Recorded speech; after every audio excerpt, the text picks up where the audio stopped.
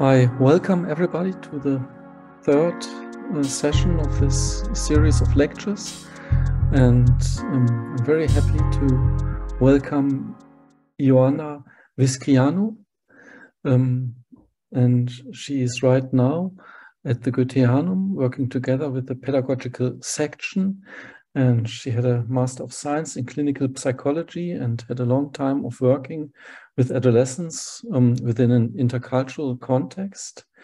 And right now she is involved in some research projects at the Goetheanum of the pedagogical section, and she is co-worker for the pedagogical section at the Goetheanum.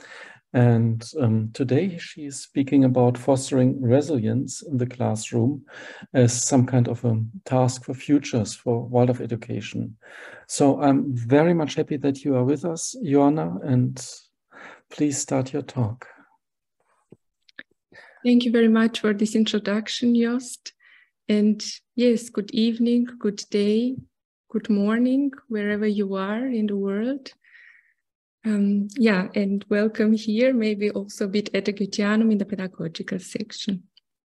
Indeed is the theme or the question for today's evening: how can we foster resilience in the classroom? And my attempt for today will be, first of all, maybe to talk about the necessity of looking at this question of resilience in relation to education from the present global perspective of education. And further on, I would like to bring some elements of the scientific research on resilience, which is mainly connected with the realm of psychology, with the realm I'm coming from, in dialogue with some of the foundations of the pedagogical impulse Rudolf Steiner's. As you might notice during the talk, I will implicitly and later on explicitly in the second part of the lecture of today, talk about the abilities and the competences which help to foster resilience in the classroom. As you all might know, the current situation worldwide, with all the challenges and crises we are facing and we are all aware of, lead to serious effects on the mental health of people in all ages, actually, no matter which social and economic environment. But if we are looking specifically at the situation of children and youth under 18, we can say that are dramatic developments in this sense on this issue. For example, if we look at the last UNICEF report, I don't know if some of you maybe read it. If not, I really invite you to look on it. It was actually written in October 2021. And the main topic of this report of UNICEF was the state of world's children on my mind, promoting, protecting, and caring for children's mental health. This report, which is quite overwhelming also if we look at it, talks about a severe increase of the mental diseases and mental health issues among children and youth in the last years. And we are talking about an increase from 10% before and 13% after the pandemics of mental health issues. So it's 3%, and if we make a very simple calculation what this 3% means actually, we will see that over 330 million of children and youth under 18 worldwide are suffering at the moment from diagnosable mental issues. So yeah, maybe you can sense the urgency of this topic, of course. And if we are talking about diagnosable mental issues, we are talking about medium or severe symptoms of mental health issues. And in this context, in this report, in the center in the core of this report is also the fact that the topic of promoting resilience as a preventing measure is a core task of all of us in the upcoming years, in order to foster, to help and support children and young people to withstand and deal with crisis situations. So actually, we can say that nowadays we have a huge task, no matter where we are coming from and no matter in which context, we are working with children and youth. It's many things to say about it. We can also talk maybe later about it. What it is actually important for our talk now this evening is that actually more and more studies and more publications are talking about the role of schools in this situation.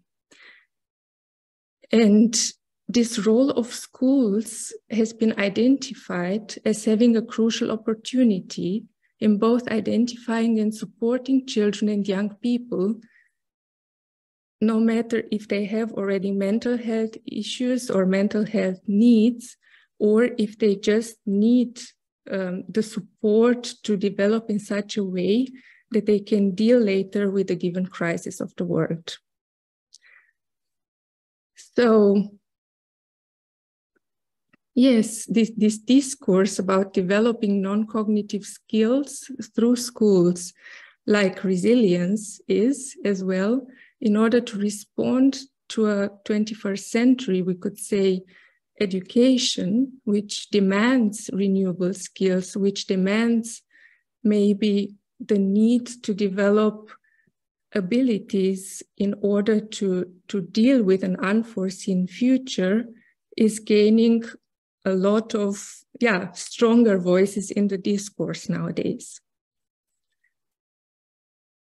And in my opinion, actually, if we look at this issue and at this question in the context of school, so at the question, how can actually help school and support school children and young people to withstand crisis, so to become resilient, I think, so this is my personal thought on it, that pedagogical impulse Rudolf Steiner gave 100 years ago can make a huge contribution exactly on this question, on fostering health, mental health, and resilience, on this question of how can we become able as educators, as parents maybe, as future educators, to foster abilities with children and youth to prepare them for crisis, or maybe in a larger sense for life.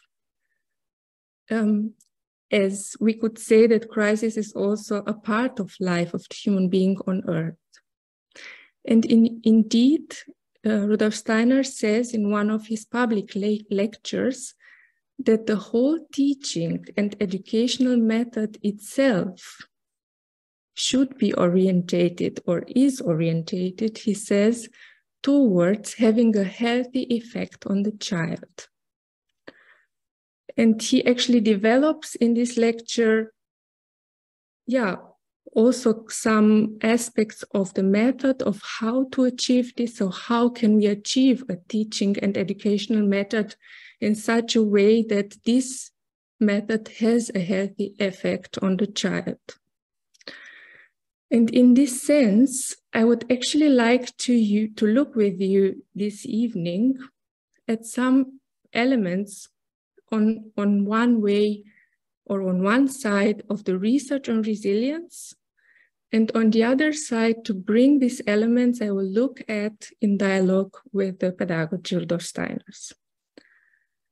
And the story I would like to tell you now starts actually in 1955 on a Hawaiian island, Kauai, where a group of scientists led by Emily Werner, this was an American psychologist, and her colleague Ruth Smith, starts to observe the development of almost 700 children from the time of pregnancy or the prenatal time up to their adult age. And the main question they started this study in the 50 years of this group of scientists was, how do children develop and what is the effect of an upbringing, so of an environment marked by difficult conditions where these children grow up. And they identify this island, Kauai, which is, quite a small place, we would say, or a place with around, at that time, 70,000 people living there, where indeed the poverty, maybe also alcoholism and social issues, but also psychological issues were there. And they choose this place to follow up actually during many, many years, as we will see, with this almost 700 children that time. And they accompany these children, later adolescents and adults, in their biography during 32 years. A study which starts actually not with this goal, but it happens, it develops in such a way. And like in this way, the study becomes the oldest and largest and almost most complex study on this theme of resilience up to nowadays. And yes, I warmly invite you also to read about this work. It's very, very interesting. Laura will give a little list at the end of this talk, and this is also the name of the book on this study, because they develop quite interesting ideas and also out of their observations, which were becoming very relevant for the 20th century after the 50 years. So I will talk today only about two of the observations they make during this work. And we can then talk also about it later. So actually what they observed quite at the beginning, is that almost a third, they say a third of the children involved in this study, so a third of the 700 children, which were growing with this high risk burden and high poverty and mental disorders of parents and so on, could develop well despite of the given very difficult circumstances, and did not show any severe problems. So 2/3 of the children were indeed very impacted by the conditions they were living in, but 1/3 not, in a certain sense. In other words, we can say they observed that among children raising in the same environment and even same families as siblings, there were children and youngsters being able to deal with life. They were able to have meaningful relationships. They were able to learn and to look towards a good future. And not only a few, but a third of them. And actually we can say, yes, of course, from the nowadays perspective. But this observation at that time of this group of scientists was actually very new in this scientific world. And this observation was that there is something in the human being which is not given by the environment, by the way of upbringing, and by the family's conditions, or everything what was there as very challenging situation. And interestingly enough, this discourse about this individual core of the human being arose in different contexts during that time. Peter Lutzka, I don't know, maybe some of you were there last week, talked also about something similar in a book written by Robert Cole, who was a professor of psychiatry in the United States. And the name of the book was Children of Crisis.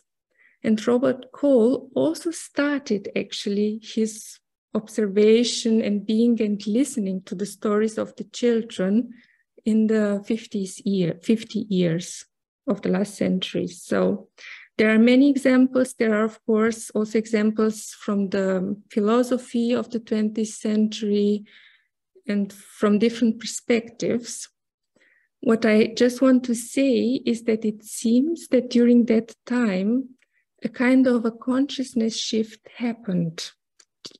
After the Second World War, of course, and after the first Universal Declaration of the Human Rights, but there was something there, and this something was the acknowledgement or the recognition of the human being with an individual core, which is not only a result of the environmental influences. And this happened on a very large scale. And of course, you might ask, especially in the context of the Waldorf education, yes, but and so what? We have it already. So we can say that Rudolf Steiner gave this before, yes, as a ground principle in his anthropology. But this recognition, I would say, which was kind of recognized or acknowledged in a large society, actually led to different developments during the years after in specific fields, also the person-centered politics in the social sector, or the positive psychology, or as Maston, for example, a psychologist, an American psychologist said, he said this 2000 or 2001, but he said that actually what happened there is that the focus, which was initially on the deficits of the human development, was shifted to a positive development. And suddenly the human being was seen as a being with something which can upbring resources or can become strong for life. And if we then go back to Rudolf Steiner's time, he was, of course, talking about this, and he was also talking about the importance and the effects, we could say, in recognizing this individual core of the human being. And he is also talking in the context of education about it.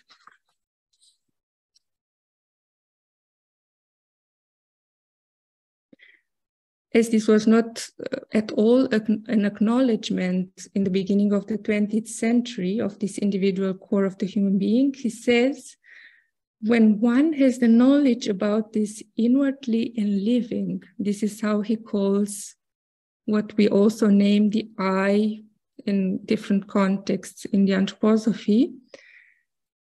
He says in a public lecture in 1911 in Berlin, so if one has the knowledge about the inwardly in living, only then you will be confronted with the mystery of the human being. And one will want to look at the predispositions, at the talents and education in a new light, in a completely different light than they can be looked at if one has in mind what the present so often emphasizes, the heredity, the qualities inherited from the ancestors. So this was the status quo of the 20th century before. Everything we are as human beings is, something given by our parents, ancestors, and so on. Later on, he says that one should not, of course, disregard these qualities, but have to recognize a confluence between what comes into existence with one's birth, the inwardly in living, and of that in which the human being is being embedded, so the conditions. So in other words, the individual core of the human being is embedded in the given circumstances, in the family, in the line of ancestors. Yes, so let us keep in mind this first observation, the individual being as a being with a core which is not given by the surroundings. Now we will go to a second knowledge of this study led by Emily Werner and her colleagues. And this observation came later on, actually, in the study. At the beginning, the thesis of the scientists was that being resilient or having the capacity of dealing with crises and challenges and difficult situations is a fixed personality trait. This means that this is not something which can be learned, but it is given. So we are born with it or not. And this comes by chance, so to say. And while they observed the adolescents and the way they developed as later adults, they saw that an amount of the participants in this study, of the people they were accompanying, were able to actually make positive shifts in their adulthood. So, for example, there were adolescents who had delinquent behavior. This was one of the examples given also in these studies. And they managed to actually shift towards another way of dealing with life. So actually, later on, they made the observation that resilience can emerge, can be fostered, can be developed. This means that the human being has the potential to learn and has the abilities to develop a resilient attitude towards life. And I think this is very important to know and to live with in the current given situation of today, that actually each human being has the possibility and the potential to withstand crisis, each of us. Of course, a further question is how to do it, and we will come a bit to it. But these two elements, that there is an individual core which has the potential to learn, to foster or to be supported in order to develop resilience, are two main observations of the, let's say, scientific world nowadays on this realm of resilience. Yes, and maybe if we put this together in a phrase, what I just said now, that the human being is a being with an individual core and a being able to develop itself, you might recognize it maybe from the form or from the way it sounds. We can say that in a certain way, this is one of the foundations of the Rudolf Steiner pedagogy. And of course, you as educators, some of you, and of teachers working maybe since many, many years with the children, you know that one of the main goals of education is, in this sense, to support the becoming of the child and of the youngster in such a way that she or he can master life or become prepared for life, and to master the tasks which are individual and common, we could say also as human beings nowadays in these times. So in a certain way, even if Rudolf Steiner never talked explicitly about this term, about resilience or fostering resilience, this is one of the main goals of the pedagogy, of the pedagogical impulse he gave. And in this context, there are many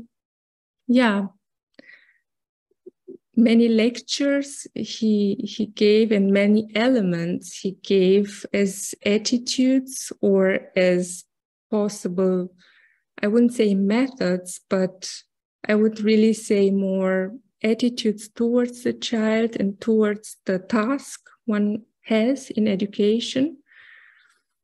And actually, I would like to talk about some of them, or about two of them, where he says that they are very important in order to support the child towards an unforeseen future. And in this sense, I would say that the first one I wanted to bring to you is a disposition he describes very precise in one of his talks. And this disposition, as he says, it is about confidence in life. And I will quote Steiner: "In a materialistic view of life, it is very difficult to find this disposition. Confidence in life resembles gratitude to life, but it is quite another feeling alongside of it.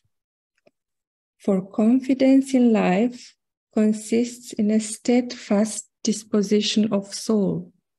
Interesting, a steadfast disposition of soul, so that life, however it might approach us, has under all circumstances something to give us, so that we can never degenerate to the thought that life could have nothing more to give us. And later on in this paragraph, he continues, "If such a disposition, confidence in life, were fostered in educational systems, a tremendous amount would be gained.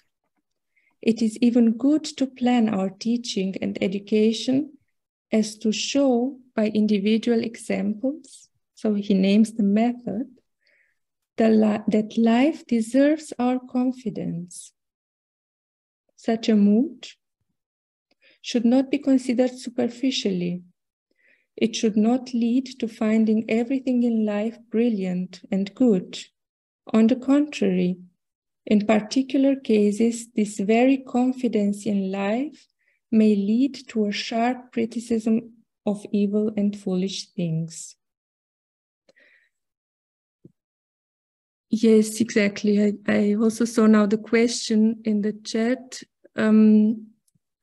I put the quotes as well in this list you will get from Laura, and you can find the exact GAs, I mean the lectures Steiner talked about.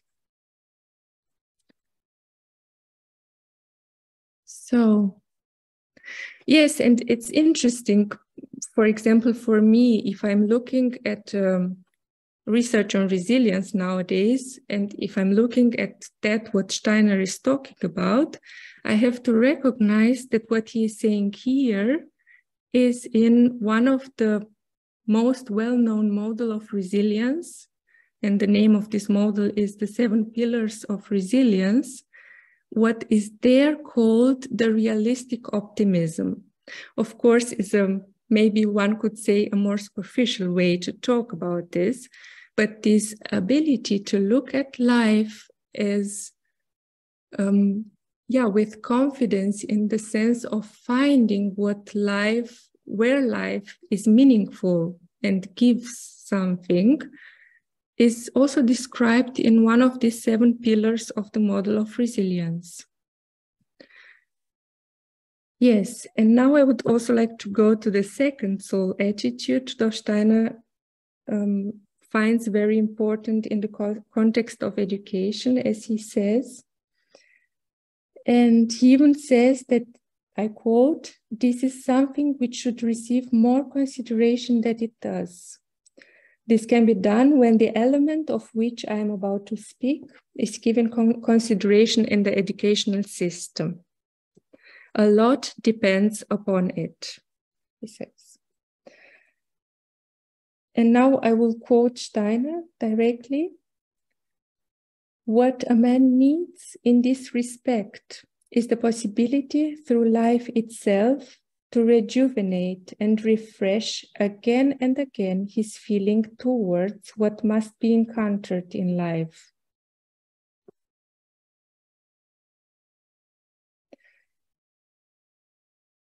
So just compare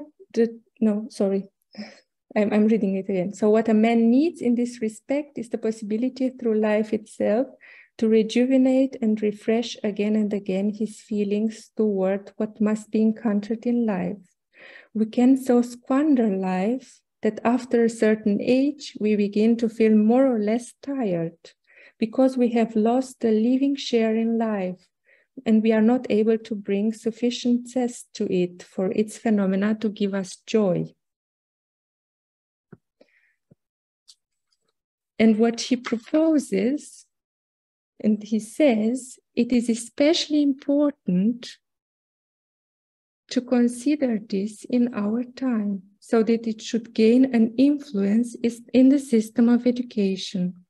With respect to such things, we face a significant turning point in the human evolution.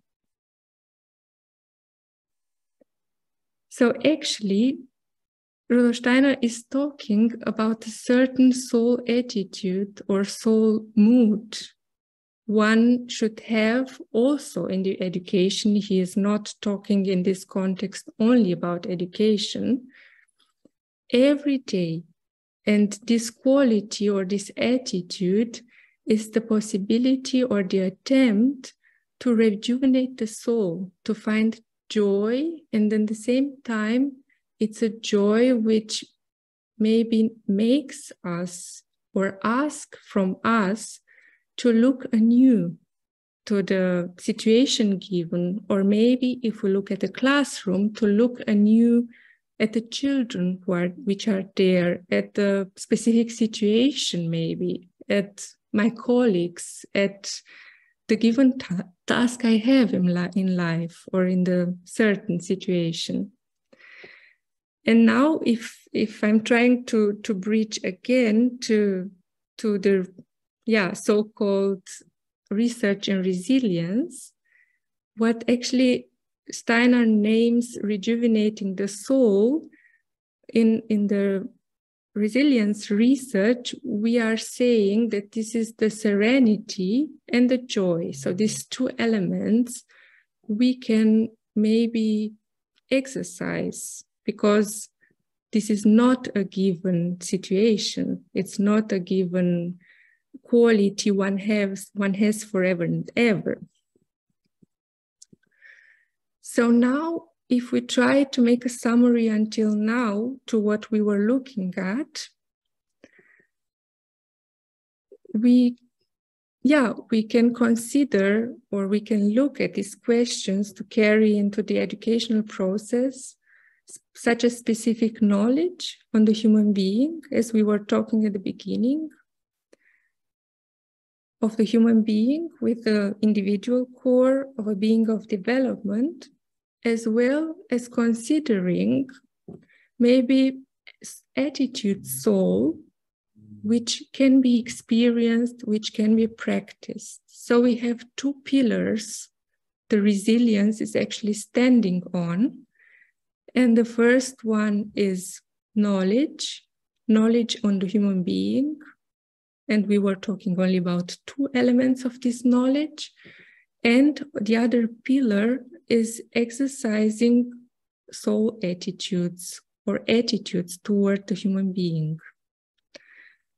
And of course, these attitudes we are talking about are not conquered forever and ever, but we are asked, I would say each of us, I'm also a parent, I have a child, we are asked to realize them in every moment, or to look anew at these questions life or situation are bringing towards us.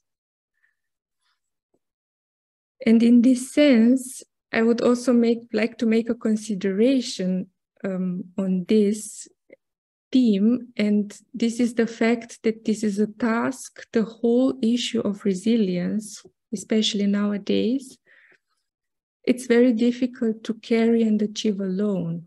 We actually need the others, and I think we also need the communities in the schools in order to look on these issues. Because this is the situations and the questions we are facing also in this realm are not easy and are not, we cannot ask them and answer them with finished answers. So this is why actually we need the conversation and the exchange in the given situations in the schools and in our realm of working with children in order to find ways of dealing with it. And another very important point for me, because I was now talking very much from an individual point of view in looking on this question about resilience, I would say that this is a limitation of this whole conversation, and that the concept of resilience should never ever be restricted only to an individual or to personal abilities. Okay, we have these aspects we were looking at, but if it's only about individual resources or possibilities without the question about the systems and the given life conditions we are in, we might put very much pressure on the individual. And there was a question, I think last time, if it's not too much required from the teacher nowadays. And this is why I really want to point this out, that we need the others and that it's not a task being manageable alone. And we need a consciousness, I think, also more and more on these issues. And we shouldn't put a pressure in this sense on the individual to come more and more to this attempt to self-optimize oneself, or to become better, or to become faster and fitter and so on. But to really, try to live with these questions as tasks for the everyday life for each of us. And yes, I would actually I was talking in the beginning with Laura, we were not so sure, but now while I'm talking, actually, I find it quite good to invite you in a very interactive way to a conversation. And my invitation for this conversation, which will take place in breakout rooms, and Laura will help us with it, is to take the advice of Rudolf Steiner I was reading before and try to find examples for this attitude of confidence in life and for what we were talking about. And yes, the attempt of this conversation is indeed to be able to make steps towards including the elements we were looking at more and more in the daily practice, maybe. And in this sense, I prepared 3 questions. Maybe it would be also helpful if we could reread the quotation by Steiner. Yes. We can put it in the chat too. Yes, that's great. So I will read the whole quote. It's about confidence in life. I'll just read loud this certain sentence where it's about examples, where he says, if such a disposition were fostered in educational system, a tremendous amount would be gained. It is even good to plan our teaching and education so as to show by individual examples that life deserves our confidence. So my invitation is indeed to look at these questions from this perspective, from a perspective where we can enrich each other with own experiences and practices from the daily life. And yes, Laura, could you maybe please make the breakout rooms? Let us say 15 minutes, because Okay. there are 3 questions and I think we need a bit of time maybe to start conversations. Welcome back. We've been completely sent back from our group. I don't know how you experienced it in your groups. We have had a wonderful conversation. And yes, maybe before we go into the question answers and I hope exchange from the groups round, I would just like to say some words about an endeavor of the pedagogical section on the issue I was talking now about, and then finish with one of the quotes of Steiner we already heard. So yes, I'm in the pedagogical section since some months, and we have at the moment specific areas in the section we would like to deepen and to research in the coming years. And I welcome you to look on the website of the pedagogical section and read more about these realms we are working on here. And one of these realms is this question of resilience in pedagogy. And on this issue, we are now planning and working on a study you might hear about later if you're working in schools, as we will invite the schools actually to take part in this study.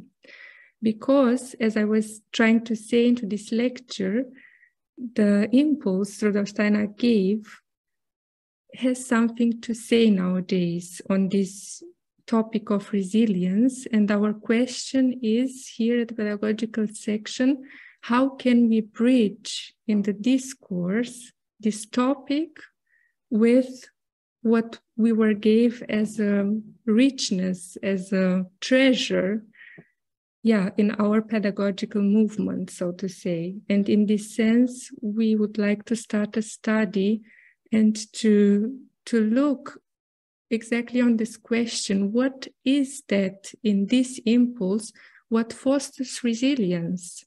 And of course, we know it from the theory, but how is it in the practice? How are working the schools on such issues? What are elements?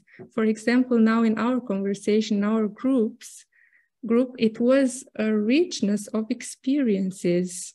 And I've heard lots of such elements, I could say, or abilities we have to foster, I would say, and also bring into a conversation on a larger scale. Yes. And in this sense, because I think the time is there to start the conversation, I'm also looking forward to, I would just finish with this short quote of Steiner, where he says that the whole teaching and educational method itself is oriented towards having a healthy effect on the child. So this is actually what orientates us as Waldorf educators and teachers in our daily life, in our daily practice, helping the child to develop in a healthy way. Yes, so thank you very much. And just, I will give you now the word. Thank you. Yes, thank you so much, Ioana, for that wonderful talk. And I was very much impressed of all the things you brought and the nice way you presented it. Thank you very much for this. And I can imagine there are lots of questions and remarks, because this is something which should concern every teacher and educator, what Ioana talked about. So maybe you can also bring something of what has been spoken in your exchange groups, if you like, and present it here. So please write something in the chat. I will address it to Ioana, or ask you to talk for yourself. Okay. So Ioana, first, thanks for the talk you were giving right now. In the small group I could participate in, we came to the topic of meditation in the end as one aspect of how we could train our own confidence, our own serenity, and how the practice of rejuvenating the soul could look like for us. And for us, this was kind of logical. And my question would be, would you think it would also be something which could be practiced in some ways within the classrooms with the children or the adolescents? Yes, thank you so much for this question. I cannot tell you if this is something one should practice in the classroom. I can just tell you that there are indeed in different contexts studies on the role spirituality is playing in fostering confidence in life or resilience in general. I cannot give you now names, but indeed is, I would say, spirituality understood as the way one finds meaning in life in a deeper way is indeed a very strong element, I would say a core element in fostering resilience. But I cannot tell you if this is something one should practice with children. I would say definitely something we as adults can practice, and it is very helpful to strengthen ourselves and also to gain maybe new perspectives on the given situation. Yeah, I don't know if this helped, Benedict. I cannot see you anymore. Yeah. Are you still there? Yes, I'm there. I hope you can again hear me. Now I can hear you. For me, the answer is totally fine. And maybe just to add, some years back when I could travel in India and experienced meditation for myself, I once also had the opportunity to join a children's course which was held in an English-speaking school there, with a with a class of children, and for me it was interesting to witness that of course it had to be practiced in a very different way than for just adults, but still it was, I think, for the children a very valuable experience. It was a meditation where, let's say, silence and getting calm and observing what is happening inside is the main thing.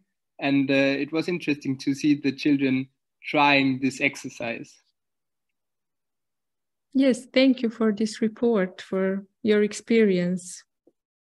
I think it's anyway very interesting to bring this into an exchange if you have already this experience. Thank you.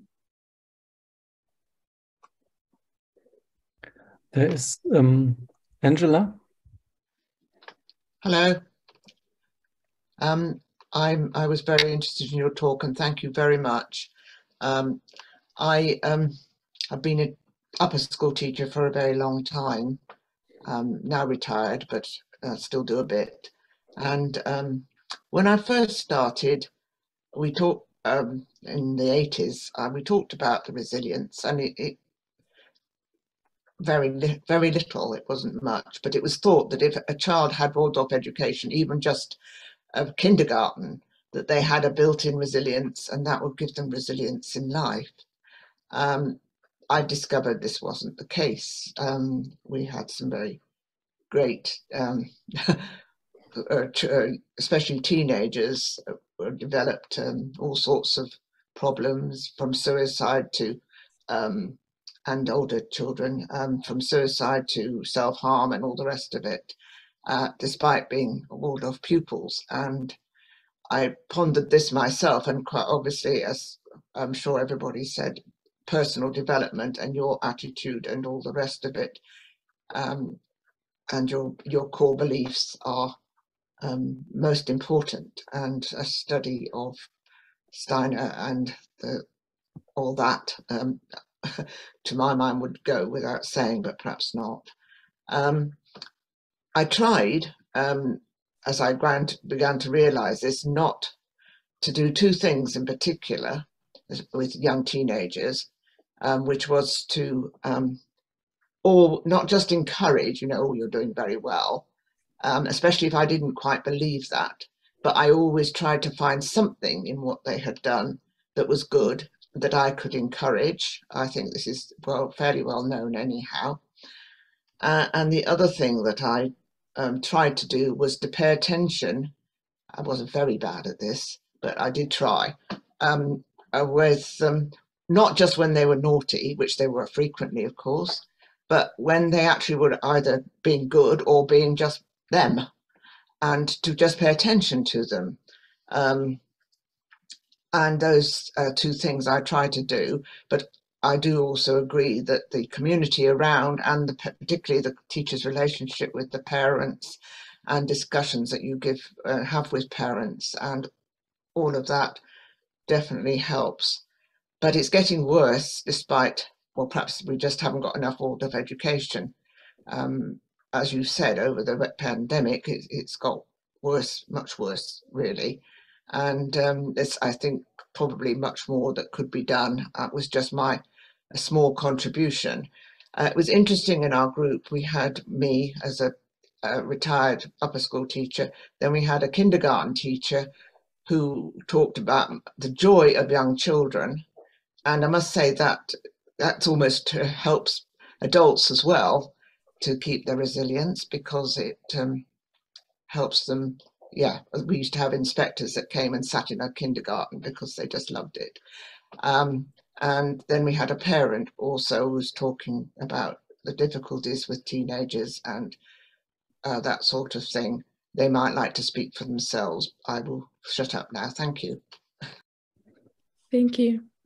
Yeah, thank you so much, Angela. This shifts the topic a bit to the resilience of the teachers. Yeah. May I say something? Sure, Christoph. I would like to come back on the contribution of Benedict.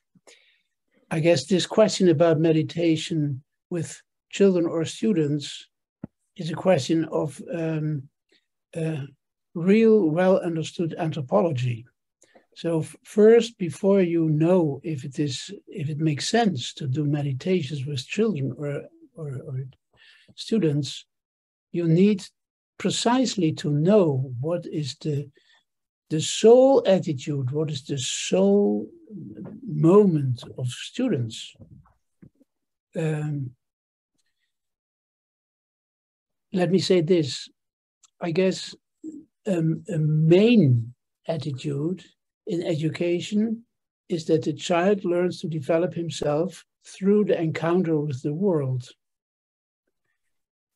And the encounter with yourself, what always happens if you start a meditative process, that's of a total other order.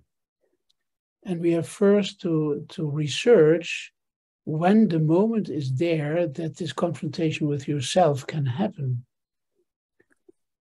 So I guess that is besides the research topic of resilience, is this an absolutely important topic? When we can do that with children or students, something as meditation. Ioana, what do you think about that? What I'm saying about this, what you're saying, I completely agree. I mean, I was trying to say that one of the pillars is the knowledge of the child and of the world in education. I cannot talk as a teacher, indeed. I just say that I completely agree on it for adults, of course. And if we are looking from a development point of view at the child and at the adolescent, I would say, if I would answer from this point of view to your question, Christopher, that indeed before 16, 17, we cannot talk about this moment of confrontation with oneself. Yes. Yeah. I would like to add something from my side. I think this question of resilience, maybe there's some kind of a movement or development in it. We had already been speaking about in our breakout room that in the beginning, I think the most powerful source of resilience for the children is the love we give to the children. This is all the power which can be there for resilience. So we give love to the child as adults, and so it has the feeling it belongs to someone. It belongs to the world. There's trust and reliability around the child, and this is very much a sourceful power for resilience. When it comes to the age of adolescence, this is not, so to speak, sufficient anymore. It should still last. But what Angela says is there is some kind of a challenge for the young adolescents to find their place in the world, to find their position. So in the beginning, we give the child this trust they belong to the world by our love. But in the age of adolescence, they have to find their own position, their own social environment, and to see they have skills, they have capabilities, they have some kind of a good self-confidence. It's not only the love of the parents and teachers, it's what they find in themselves. And to support them in that, this is a difficult pathway for the adolescents. To have trust and self-confidence, this is the source of resilience in that time. Of course, this being part of a community is still a very, very deep and valuable thing, but we can see this is not at all sufficient, because the riddle of who we are and what is my motive and my purpose in the world, and how can I find my place in the world? This is a challenging question for the adolescents at that time. And from school side, we can really give them, as Angela said, support them. This is what you're doing good. This is what you can do. This is where you are really successful. Go this pathway further. It's you who is achieving that. So show them that they can achieve something and that they can really have self-confidence, because the doubts of who I am and where I should go, they are really bothering at that time. So this maybe as some kind aspect of a development. John, you're going to say something. Thank you, Jos. Yes, this question of confrontation, I think continually as teachers, we are in the classroom, and when we speak to the children, when we present to the children, all the time they are listening not just to the content, but they're always, as I'm experiencing now as a class teacher, the question is, who are you? And what do you really think? So behind the content that I bring is also the mood, whether I'm speaking in the morning verse or presenting something. In our discussion group, I was in dialogue with Susanna from Peru, and we were just sharing some experiences. And I have a child, I teach class 6, 7 at the moment. I have a child who all the time calls, oh my God, oh my God, oh my God. And I tease the child a little bit and say, oh, are you calling on God? He probably is listening. He will be taking you seriously. Make sure that if you call on him, that you are really wanting to speak to him. Of course, they laugh and they smile. And then Susanna, who's an upper school teacher, was telling me about the experience where she was talking to the upper school class about volcanoes. And a child put up their hand and they said, "But why? I don't want to know how. I want to know why, you know, or why there would be a tsunami, or why Pompeii, or why." And of course, she said, "How do I answer that?" But at the moment when that question comes, then all that you have made of your own understanding of the world, all that to answer that question, why do these disasters happen, or why does this happen in the world, one's own work in trying to understand the world is then in dialogue with the child. And it seems to me that when we talk of resilience, one of the elements is not just what we do, you know, they can do this and they can do this, but what we have made of ourselves and how we can bring that to the children in the moment when the meeting, when the question, when the challenge, when the confrontation takes place. And I think that is a fruit of our own inner work, our meditation. I don't think it's a matter of doing meditation with the children, but bringing the fruits of our inner work into our dialogue with the children. And that I more and more believe this is a core of what the children can receive in the school. That's sharing what we've made of ourselves, but meeting them as they present it in the classroom.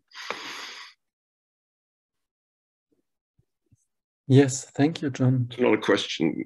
Yes, maybe some comments of Ioana or others. Yes.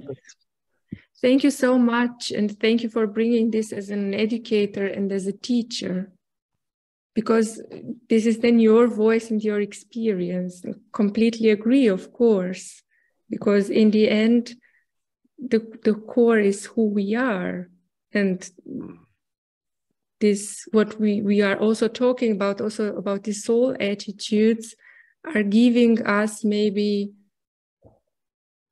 first questions in order to start working with ourselves and to look at these inner qualities. Yes, thank you. There's Anna with a remark or question. Yes, hello. I'm sorry, I joined very, very late, so I haven't heard the whole lecture. But I did, as I came in, as I heard you talking about resilience, I came back to previous lectures on the fact that it's so important for teenagers to find their ideals. And I'm always confronted with this idea that as they come to upper school with the exam pressure, how much are we fostering the search for those ideals? I'm very worried that the exam subjects put so much pressure on our teenagers that they find themselves lost and don't have the time and a standstill point to find their ideals, which for me is a basis for resilience. A teenager who has strong ideals, I believe, is a more resilient teenager. So how do we deal with that, with the exam pressure and the time it takes away from finding those ideals? Thank you. Thank you for that question. Ioana, are you going to answer, or someone else has an idea to that? Well, I can say some words about this core question, indeed, in the adolescence and later, as Christoph was saying, who am I? And I would also say this question of who am I is very much connected with the question, what is my relationship to the world? And I think indeed we need during these ages, out of my experience with young people, spaces where these questions can be lived with. I think if we manage to foster spaces where young people in also peer groups or among themselves can have these dialogues and conversations, these ideals you are talking about, if I understand it right, can emerge. And of course, it's a very specific question for schools. I also I don't think this can be answered for all the schools, but maybe from the teachers who are in this situation, how can these spaces where such dialogues find place can be fostered in my classroom, in my school? Can I bring this as a question in the conference with the other teachers? This is what I'm thinking on this issue. But yeah, maybe there are some more practical experiences or reflections on it.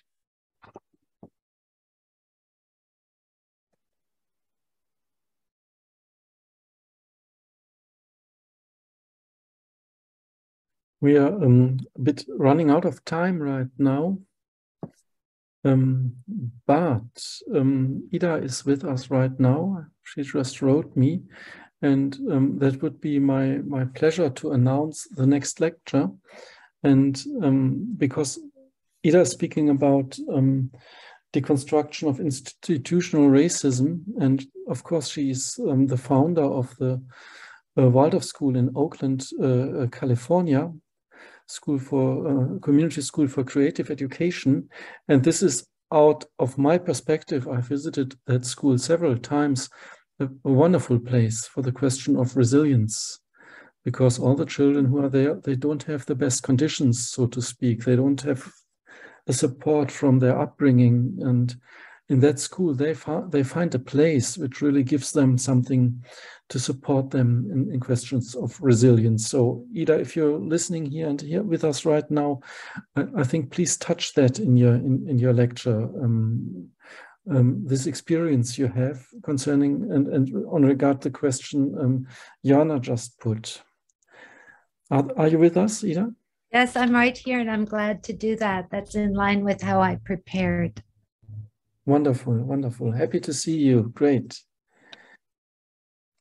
Okay, so we are at the end of our time, and I'm very much happy with that talk, Ioana. It was wonderful because we really can see it comes out of a research project. And maybe you can say something about that project a bit, because you already did, but maybe you can, or maybe there is something Laura already put into the chat I saw. Yes. Are you willing to add something, or is everything said about it right now? Yeah, maybe I will just speak out again the invitation to participate at a certain moment in the study. All the schools will get soon an invitation from us to be part of this research project. Yeah, we are now dealing with in the pedagogical section, and you can read more about it on our website. And if you have any questions, you can always contact me, contact us.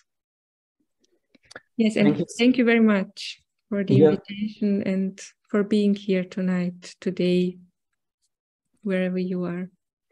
Yes, thank you, Ioana, for that presentation, and thank to all of you for being with us. And yes, I'm looking very much forward to the next Tuesday to have you again with us. It's the second part of your lecture. You know, the first part is still on video. So who wasn't been able to listen to Ida Obermann last year, it was just an overwhelming experience, I might say. Please have a download of the video. Maybe Laura is putting it into the chat too. So you have the first part, so to speak, and next Tuesday we are continuing on that pathway, and very happy to listen to you next week again, Ida. Thank you. Have for us in Germany, have a good night, and for people in California, a good day, and wherever you are, have all the best for you. See you next week. Bye-bye. Bye. Thank you. Bye.